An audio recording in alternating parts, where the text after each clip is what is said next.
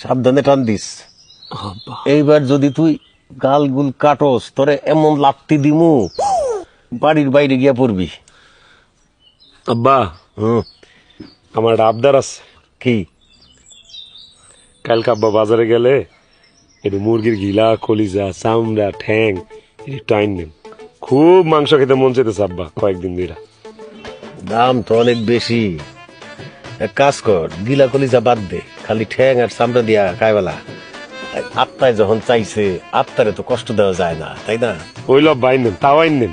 টান দে ঠিক মতো টান দে, সাবধানে কাটিস, গালে টান দে। এই কোনোটা একটু দিই। এই কি করছস? হ্যাঁ, কোথায় কাটছস? আব্বা গাল কাটে নাই তো আব্বা, গালে একটা বসে পড়ে নাই, ওই কানের লতির সিপার মধ্যে। দেই আয়দা দেই। ও নো, আই হারি।